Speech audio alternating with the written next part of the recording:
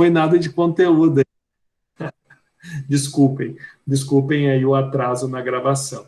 Mas então, falando um pouquinho sobre a questão da nossa metodologia, ela busca, então, essa compreensão, né, das habilidades que o aluno vai ter em estar aplicando aqueles conceitos que foram passados. Por exemplo, essa disciplina é uma disciplina bem prática, uma prática virtual, mas vocês também vão realizar uma prática em casa, né?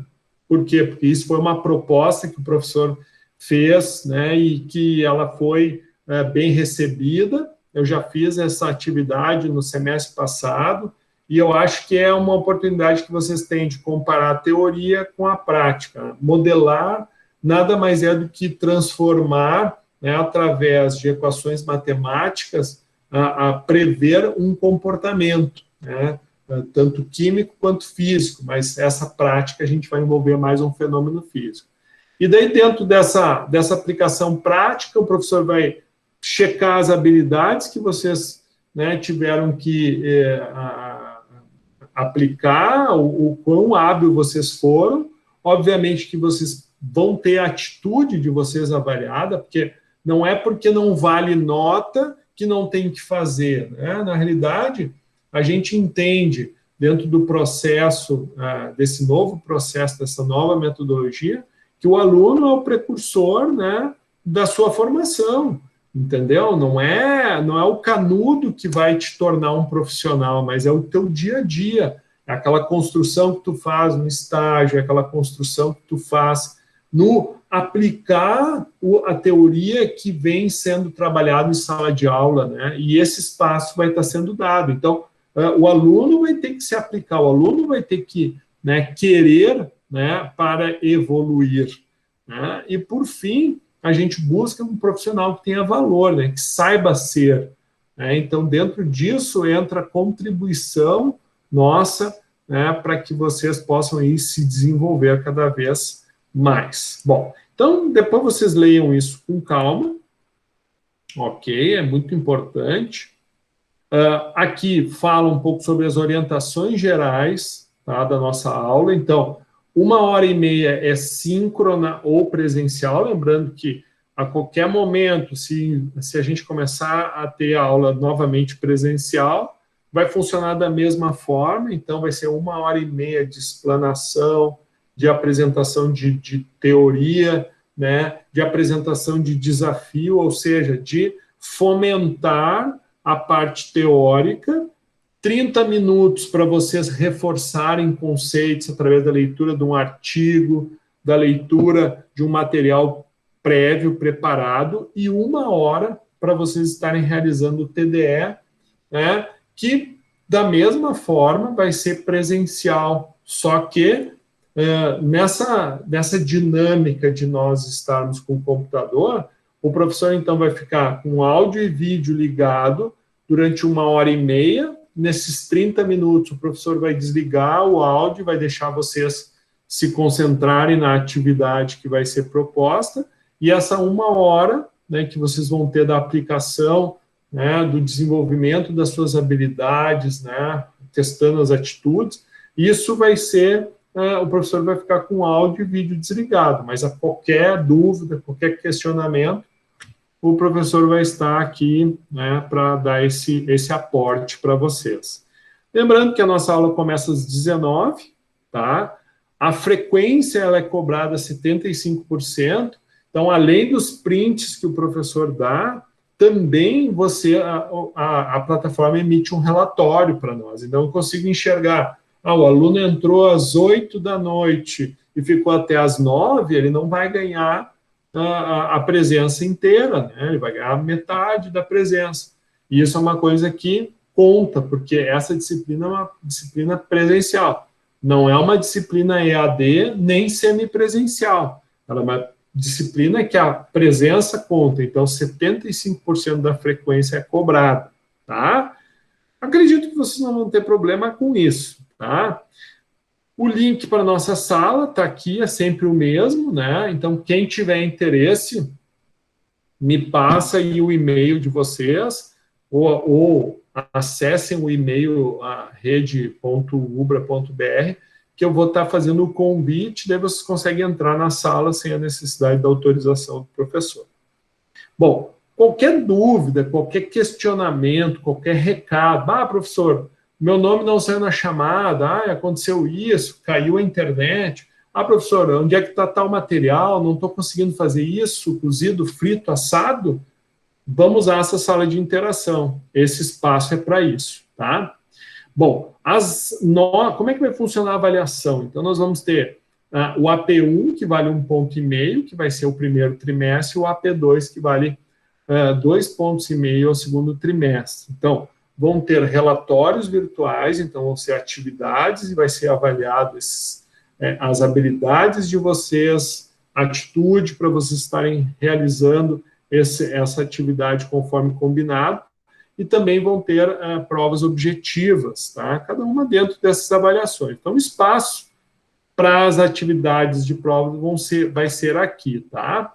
E o aula a aula, o professor preencheu aqui, ó. Então, aqui você já tem uma noção dos dias que nós vamos ter aula, quando que vai ser semipresencial, quando que vai ter atividade, vai estar tudo no aula a aula. E há uma previsão de que, né, a prova final, que é a avaliação semestral, aconteça de forma presencial, mas a gente não sabe, né?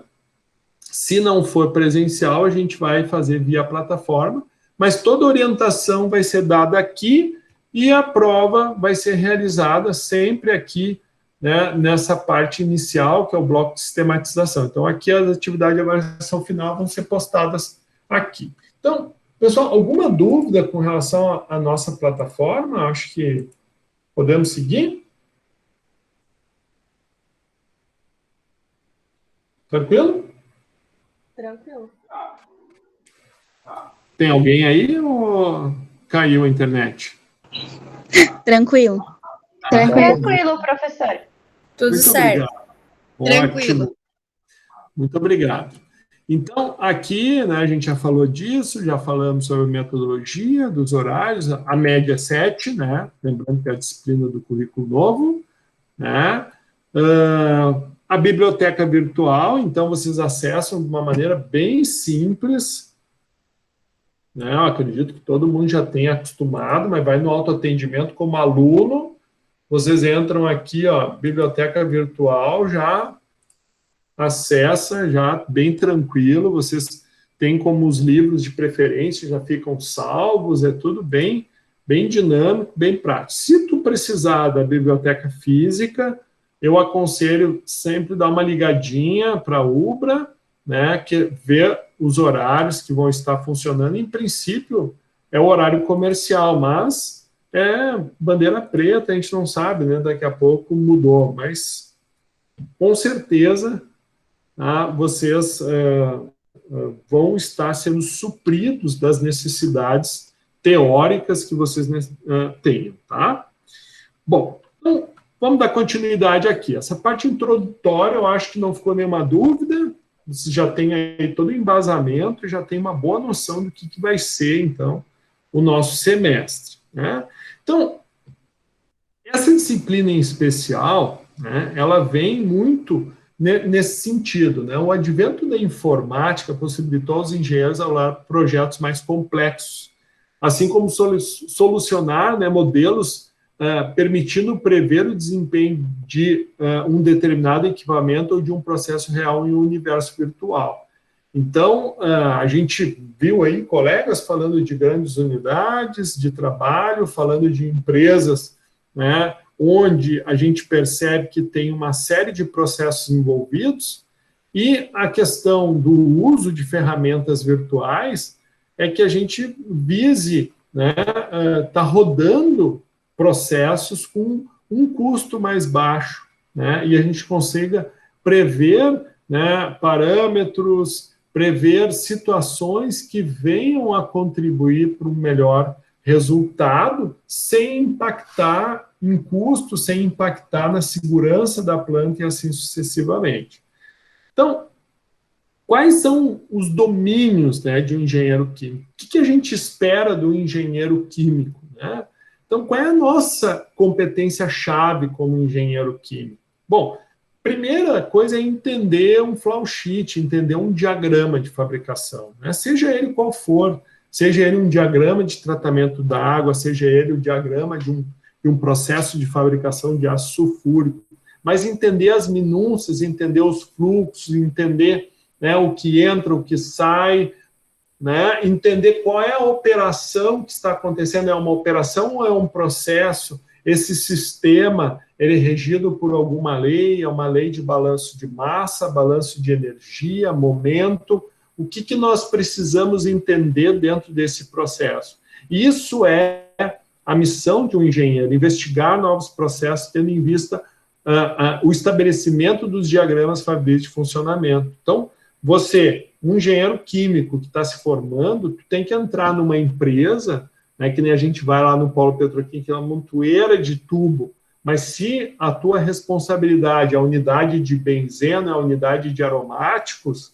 né, tu tem que entender cada tubo, tu tem que prever o que está acontecendo dentro daquele processo. Isso está dentro da nossa missão, né?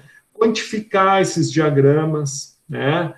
Delineando a questão das dimensões de vazão, energia em função da capacidade de produção fixada. Então, quando o equipamento ele é projetado, ele é estabelecido, né, certas condições, e o quanto nós nos aproximamos desse projeto. Então, isso está dentro da nossa missão. Implantar fisicamente uma instalação industrial, né, que é muito parecido com o que um dos colegas falou aí da unidade de cloro-gás, que ele está tendo essa oportunidade, né, de estar avaliando mais detalhadamente uma nova operação dentro do processo. Isso é missão, né, do engenheiro. Obviamente que ele conta, né, com toda uma equipe junto, mas faz parte da nossa missão, faz parte da nossa competência. Ninguém melhor do que nós, engenheiros químicos, para fazermos isso, onde a gente vai transformar um esquema gráfico, né, de um diagrama de fabricação já quantificado previamente num conjunto de peças, equipamento que irá ocupar um terreno racionalmente.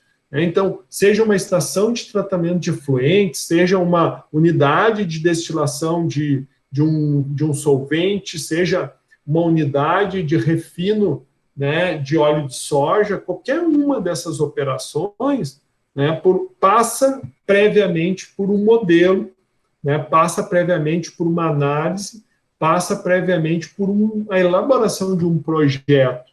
E para que esse projeto seja executado, cabe ao engenheiro racionalizar, definir quais peças vão, como é a montagem, o passo a passo. E quanto mais organizado tu for, né, mais, digamos assim, mais fácil vai ser, né, essa caminhada. Não foge também da nossa alçada a relação de custos, né, dentro dessa avaliação de custos de produção a partir dos dados geométricos e dinâmicos que forem definidos, né? Então, a relação, o ponto de equilíbrio, quanto que eu preciso produzir para que essa planta seja viável, né, economicamente. Então, está dentro da nossa missão como engenheiro. Partir essa planta, né, é outra coisa. Você... Perdão, pessoal.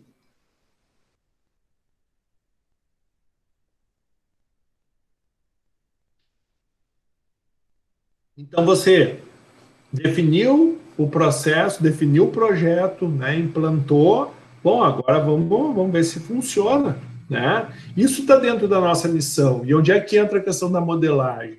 Muito do que tu construiu, tu pode previamente avaliar no ambiente virtual. De tal forma que tu possa confirmar hipóteses e dentro dessas confirmações tu consiga estruturar isso para tornar, então, essa unidade uma unidade real, uma unidade que entrega o que tu projetou, né? Conduzir esse trabalho em uma fábrica de forma a garantir as condições impostas, então, por esse diagrama, né? Então, tu vai botar a rodar essa planta e tu tem que conduzir esse trabalho. Tu tens que construir um manual de operação, né? a abertura de válvulas, controle de pressão, temperatura, o próprio Vitor falou, validação, né? Eu preciso ter repetitibilidade. É uma planta batelada, uma planta contínua. Se ela é contínua, como eu faço para manter a especificação, para oscilar o mínimo possível, né? Como eu valido esse processo em termos de controles? Quais controles serão necessários para que eu confirme, né, a produção, para que eu confirme a quantidade necessária, né, que é para que eu tenha um ponto de equilíbrio atingido e economicamente a minha planta seja viável, né? Bom, só que para que a gente exerça tudo isso, pessoal, né, vocês vão estar se formando em engenharia, só que vocês não vão estar habilitados para atuarem no mercado de trabalho. Para essa habilitação, vocês precisam ter um registro. O registro nos conselhos de classe, né? E nós, engenheiros químicos, tanto podemos estar registrados no CRQ quanto no CREA. Bom, qual que tu precisa te cadastrar? Bom, eu faço parte dos dois, né? Por que eu faço parte dos dois? Porque dependendo do tipo de empresa que eu presto serviço, né, eu faço conforme a fiscalização. Vamos supor, essa é vou te dar um exemplo, uma indústria de saneantes, né? Uma indústria de saneantes, normalmente, ela é fiscalizada pelo Conselho Regional de Química. Então, essa empresa vai precisar de uma anotação de função técnica. Quem é que vai fazer esse tipo de fiscalização? Vai ser o Conselho Regional de Química. Bom, agora eu vou prestar um serviço para uma empresa de engenharia, para uma empresa que faz instalações de estação de tratamento de efluentes. Bom, normalmente quem é que vai fazer esse tipo de vistoria, né, de um projeto sendo executado? Normalmente vai ser o CREA. Então, eu emito uma RT pelo CREA, né? A gente pega o colega Gerson, que presta muito serviço aí na parte de pipe, na parte de construção de tubulações. Então, normalmente, quem é que vai fazer esse tipo de fiscalização? Vai ser o CREA, né? E muitas vezes a gente, por exemplo, vai prestar um serviço para uma empresa, uma parte ambiental, né, que tu precisa, né, fazer o licenciamento, que tu precisa fazer um laudo, que tu precisa fazer um parecer técnico com relação a alguma atividade química ou de engenharia, tu vai ter que emitir, então, esses documentos. Vai fazer um PPCI, por exemplo, de uma planta, que é um plano de prevenção contra incêndio, tu precisa emitir uma RT, porque o bombeiro ele não vai aceitar, né, o teu projeto, o teu plano, sem a existência de uma confirmação de que tu é um profissional habilitado. E quem é que te dá essa habilitação? São os conselhos, né? Então, para mim, pagar os dois não é problema nenhum. Para mim, é um investimento. Por quê? Porque é a partir das anotações, é a partir de uma RT, é a partir de uma FT que eu recupero, né, o investimento que eu faço, né? E a regra é essa, né, pessoal? Não adianta tu ter o canudo, mas não ter o registro, porque com o canudo tu não tem confirmação, né, de que tu é um profissional habilitado. Quem te fornece isso são os conselhos de classe. Tranquilo, pessoal? Estão me ouvindo? Não, só para concluir, é importante também profissional, à medida em que todo o teu histórico profissional fica registrado, né, nos conselhos, e isso serve, às vezes, de critério de desempate técnico, tem um monte de funções que o conselho te ajuda nisso, né? Por exemplo, né, tu tá participando de uma licitação, e daí os caras querem uma confirmação de que tu já construiu estação de tratamento de efluente. Vou dar um exemplo, né? Tu puxa lá o teu histórico e vai estar, realmente, isso aí, bela contribuição, Gerson. Bueno, mas onde é que entra, então, né? Pô, falou da competência-chave do engenheiro, falou que a gente tem que dominar todos os processos, né? Mas e a montagem? Onde é que entra, né? Bom, vou mostrar. Esse vídeo é um vídeo bem antigo, né? Ele não tem áudio, tá? Ele fala sobre a construção de uma ponte e o seu colapso. É a ponte de Tacoma na Hall. Então, ela foi construída, começou em 38, finalizou em 40, e 3, julho, agosto, setembro, outubro, novembro, 4 meses depois ela colapsou. Então, um videozinho que bem interessante. Aí mostra o pessoal fazendo a construção da ponte, estamos falando de 1940, né? Só com toda a segurança, né? Usando cinto, usando os EPIs adequados. Imagina quantos não devem ter caído, a inauguração da ponte.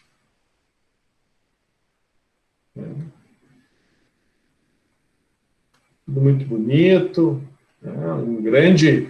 Uma grande façanha da engenharia, uma ponte estanhada. Daí, um belo dia, né, inicia um processo de ressonância e torção, né, por meio do que ocorreu um fluxo de vento muito forte, e a estrutura, então, ela começou, né, a oscilar, e essa oscilação com o fluxo do vento, né, de uma forma constante, fez com que ela, então, começasse a repetir, né, esse movimento de uma forma, né, constante e cada vez mais acelerada. Então, a gente vê as pessoas tentando ali cruzar. Claro que aí a gente tem o quê? Uma questão de resistência de materiais, mas provavelmente o engenheiro não tinha previsto esse tipo de situação, né, para esse tipo de construção. Ponte resistindo bem até certo ponto, né, toda essa oscilação promovida pelo vento. Então, começou o processo, começou o vento, daí começou a sacudir, e aquilo ali entrou, o próprio peso da estrutura fez com que criasse um pêndulo, né? E a estrutura continua sacudindo, né? Então, 10 horas da manhã isso começou, aí tu vê que ela já começou a fragilizar alguns pontos aqui, ela já começou ela tentou atravessar de carro,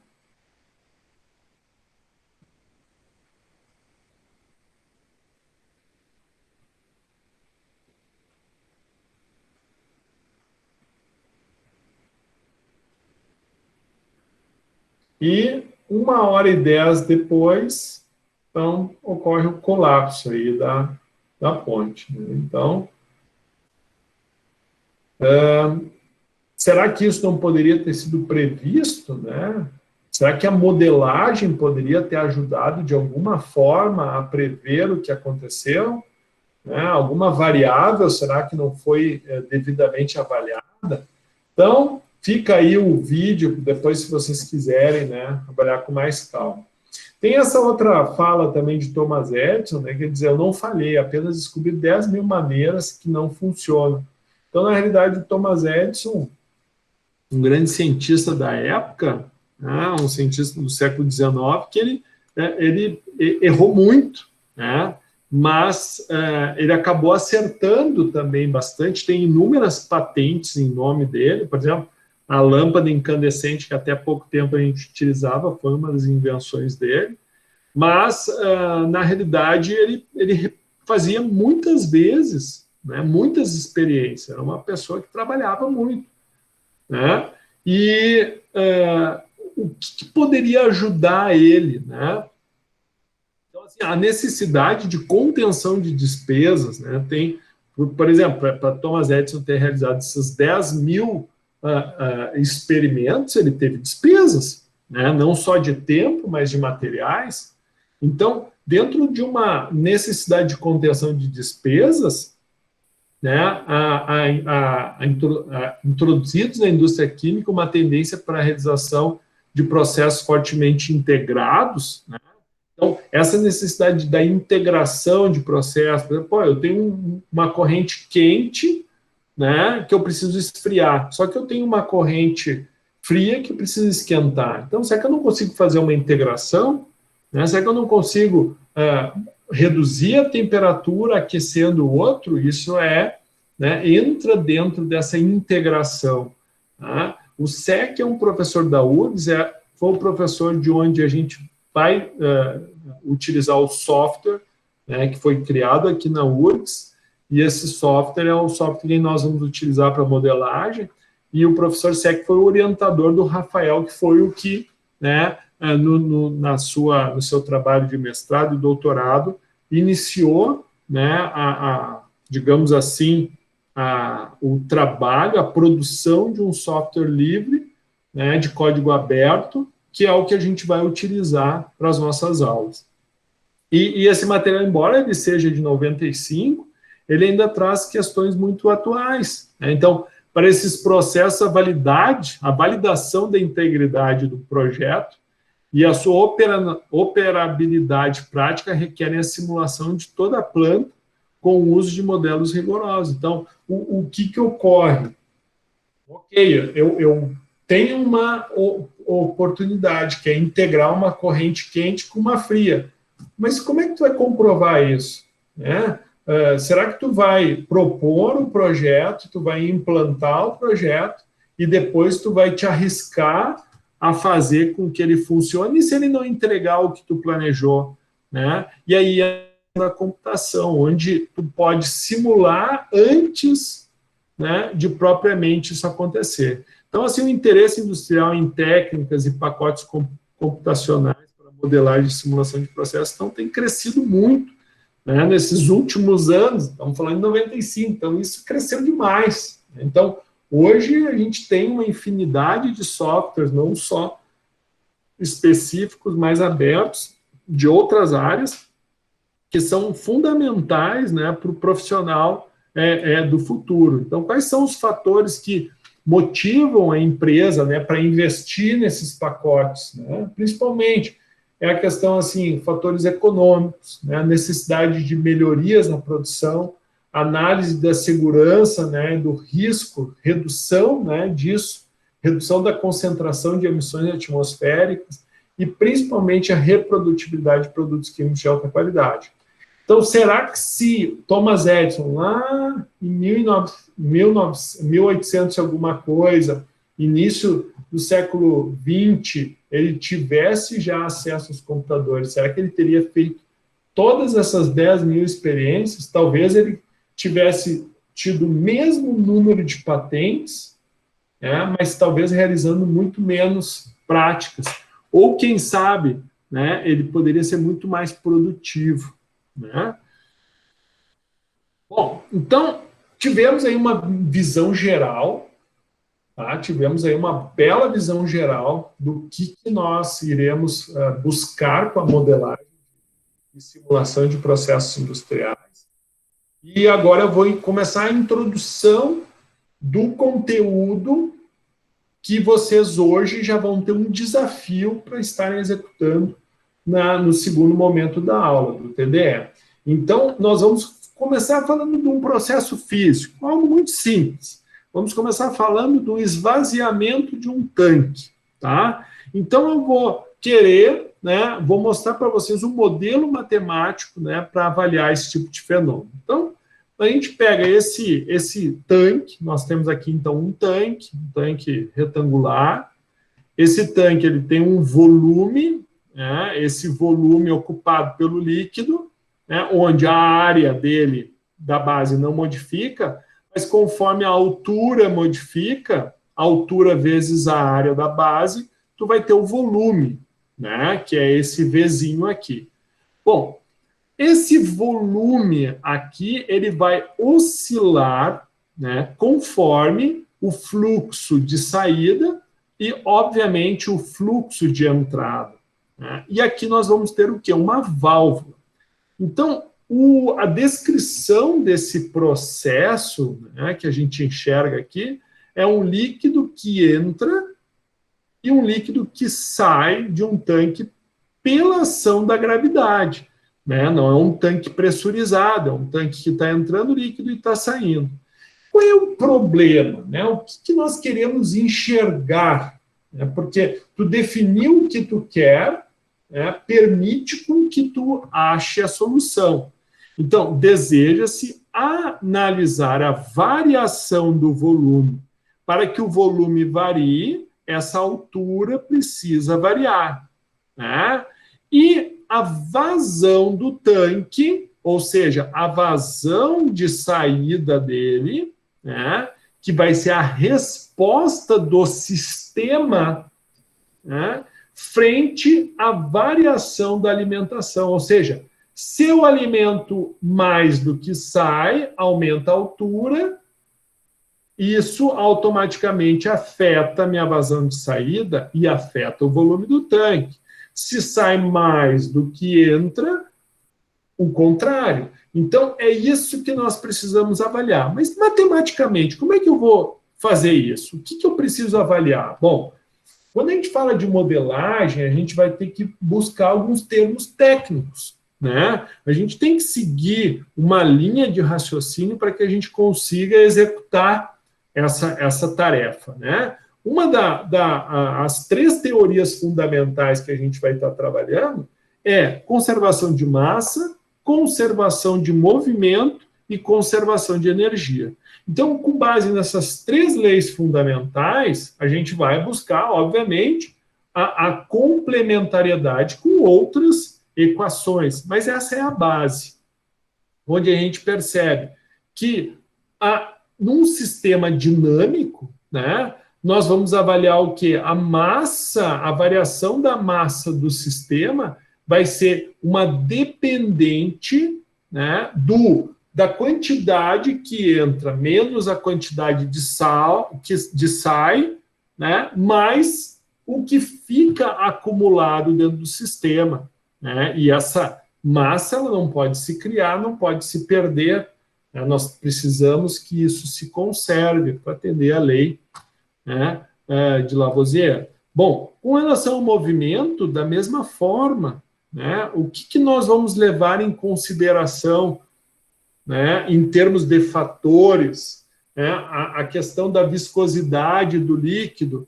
Por exemplo, se aumenta a altura, nós vamos ter o quê? Um aumento da pressão. Aumentando essa pressão, automaticamente nós vamos ter uma influência no movimento, né? Outra coisa, né, se nós tivermos variações de temperatura dentro do tanque, vamos ter movimentos de advecção, né, a questão da força da gravidade atuando, né, tudo isso, então, vai influenciar, né, dentro da conservação da quantidade de movimento. Por último, a energia. Então, esse tanque cheio, ele vai apresentar uma energia potencial, né, esse fluido escoando, né, nós vamos estar transformando isso numa energia cinética. Se ocorrer alguma transformação química, né, qual é a energia envolvida nisso? Vai ter troca de temperatura? Não vai. Então, tudo isso faz parte de uma análise prévia para a identificação do que realmente importa. Bom, quais são as considerações? Isso é o que tu, né, define como ponto de partida. Olha, a massa específica da substância, ela não vai oscilar. Então, isso quer dizer o quê? Que eu vou estar trabalhando, por exemplo, com água e a massa específica vai ser sempre 1.000, né, quilos por metro cúbico. Ou seja, ela é constante. Eu estou definindo isso. Ah, mas na prática varia. Bom, o modelo matemático, ele se aproxima da realidade. Ele não é exatamente. Só que para que a gente consiga cada vez chegar mais perto da realidade, a gente precisa definir algumas considerações e, às vezes, atrelar alguns fatores de correção. Isso faz parte. Isotérmico, né, não varia a temperatura, isso quer dizer que nós descartamos a necessidade do balanço de energia. Vai ser uma mistura perfeita, isso a gente descarta, então, a questão do momento, né? E, por último, que a vazão de saída vai depender do cada válvula. Cada válvula comercial que vocês compram, ela tem uma definição de um K. Esse K é diretamente proporcional ao fluxo que vai passar por esta tubulação, né? Mas, obviamente, quando nós falamos de um sistema aberto, né, a ação da gravidade, né, vai ser totalmente influenciada pela altura do fluido dentro desse tanque. Então, o fluxo de saída, ele vai ser, né, uma consequência do cada válvula e da altura com que o fluido está dentro do tanque. Bom, então, dentro disso, né, para que eu consiga, então, obter as respostas, qual o equacionamento que vai ser proposto? Um balanço de massa, né? O fluxo que entra menos o que sai é igual ao acumulado, né? A dimensão, que é qual é o volume de líquido dentro do tanque. Então, vai ser a área do tanque vezes a altura do fluido, e a hidrodinâmica. A hidrodinâmica vai depender de quê? Vai depender do fluxo de saída, que é uma consequência do cada válvula e da altura do tanque. Então, dentro de modelagem, é necessário que a gente avalie a consistência do modelo matemático que está sendo construído. Então, a gente precisa checar quais são as variáveis. Lembrando que as variáveis, elas podem ser variáveis que vão ser constantes, né? Ou pode haver variáveis que tu vai precisar determinar. E essas variáveis que tu vais determinar, elas vão ter que ser respondidas a partir de um número de equações. Então, aqui nós chegamos à definição de grau de liberdade, que lá com a Silvinha, provavelmente ela deva ter falado isso para vocês, lá em fenômenos, né, lá em fisicoquímica dos graus de liberdade. Então, quantas variáveis desconhecidas eu tenho? Quantas equações? O grau de liberdade tem que ser zero. Então, para que o meu modelo tenha essa consistência, eu preciso ter um número de variáveis a determinar menos, né? As equações têm que ser zero. Outra informação fundamental é a questão da consistência das unidades de medida. Eu não posso estar trabalhando com fluxo em quilo e o ρ em gramas, né? Ou em vez de estar usando a massa específica, estar usando a densidade. Eu não posso trabalhar com volume em litros, né? Sendo que eu tenho uma área em metros e uma altura em metros, né? Área em metros quadrados.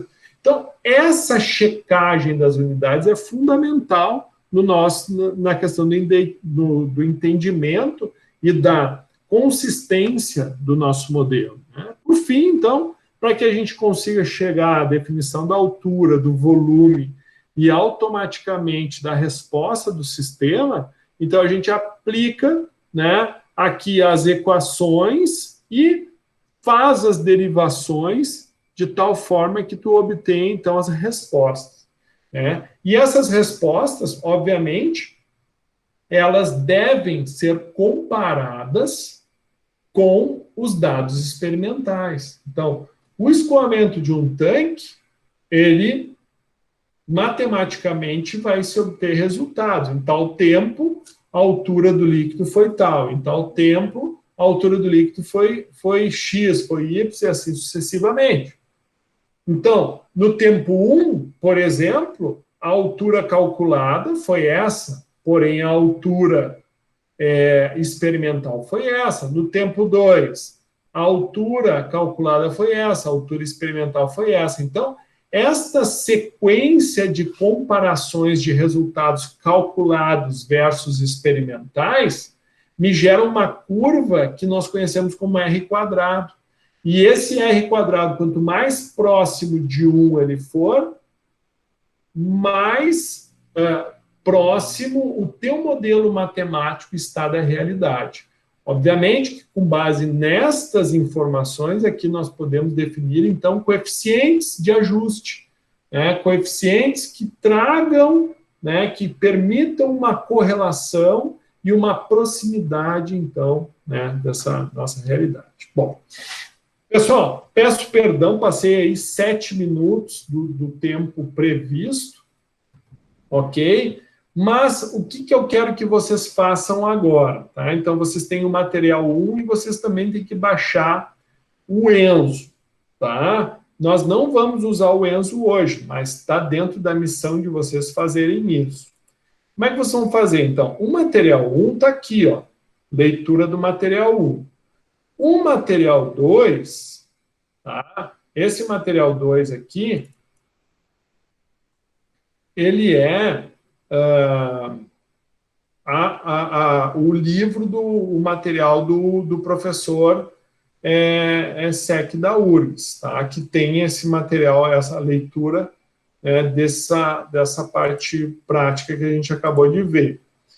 O material 1 é o que vocês precisam ler agora, tá? E aqui é o manual do Enzo, ok? Aqui nesse material 1, que vocês vão ler agora, aqui na sequência, fala um pouco de teoria, né, a respeito de modelagem, né, apresenta vários softwares pagos, obviamente, né, e aqui, ó, os softwares que serão utilizados nessa nossa disciplina. Então, é o Enzo. Então, tu acessa aqui esse link, né, aqui o professor também colocou um mini curso de Enzo para que vocês possam estudar um pouquinho mais. Esse professor aqui é meu xará, é Maurício Mancini, ele também trabalha com Enzo lá na Federal do Rio de Janeiro, e ele tem feito um material bem bacana, disponibilizando ele na rede, então aconselho que vocês também acessem. Mas, em si, ó, é só clicar aqui, para baixar o Enzo é muito simples. Ó, vocês vão pegar aqui, ó, Enzo, simulador, tá? Então, aqui eu explico o que é o Enzo, tá? Até para vocês entenderem um pouquinho mais. Tá em inglês, faz parte, não tem como fugir disso. Né? Aqui fala, então, ó, que sugestões, os interesses, falam de alguns bugs, né? E aqui fala, né, sobre as versões, tá? Então, eu aconselho vocês pegarem a última versão aqui, ó, né? Entra aqui e é só baixar esses dois arquivos aqui. O Enzo, então, é o software que a gente vai utilizar, e o VRTerm nada mais é do que um grande banco de informações de substâncias, né? Informações físico-químicas de substâncias que o Enzo utiliza, né? Então, é necessário baixar os dois. Ok, pessoal? Bom, então agora vocês façam aí esses 20 minutinhos de leitura. O professor vai ficar aqui com vocês, qualquer dúvida. O professor está aqui, mas eu vou ficar quieto agora. Vou parar a gravação também.